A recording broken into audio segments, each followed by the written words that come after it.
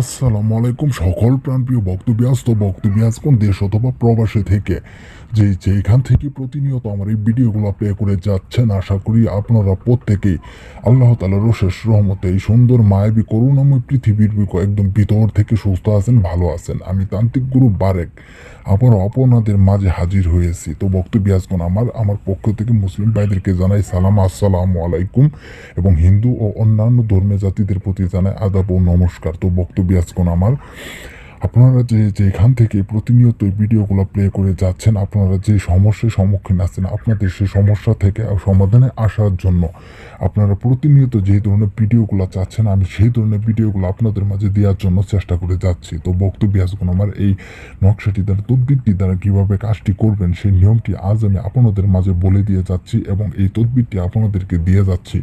তো বক্তব্যাসগণ, আমার আজকের এই তদবিরটি ছেলে এবং মেয়ে উভয়ের জন্য, প্রেমিক অথবা প্রেমিকা উভয়ের জন্য, একজন আরেকজনের জন্য, প্রেমিক হয়ে প্রেমিকার জন্য করতে পারেন, আর প্রেমিকা হয়ে প্রেমিকার জন্য করতে পারেন। অর্থাৎ বুঝতে পারছেন, একজন আরেকজনের জন্য করলে হবো, ছেলে হোক মেয়ে হোক, যে যার জন্যই করে থাকেন না কেন, ইনশাল্লাহ আপনার সে যার জন্যই করবেন সে বাধ্যগত হয়ে যাবে, আপনার একদম সে বশ হয়ে যাবে। তো বক্তব্যাসগণ, আমার এই নকশাটি দ্বারা কিভাবে কাজটি করবেন এই নিয়মটি বলে দিচ্ছি। তার আগে আমার এই চ্যানেলে যারা নতুন তারা অবশ্যই লাইক কমেন্ট শেয়ার করে যাবেন এবং সাবস্ক্রাইব করে পরবর্তী ভিডিও পাওয়ার জন্য পাশেই থাকবেন।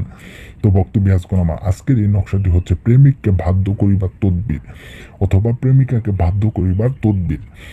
নিম্নে এই নকশাটি লিখিয়া পানি দ্বারা দ্রুত করিয়া ধুইয়া উক্ত পানি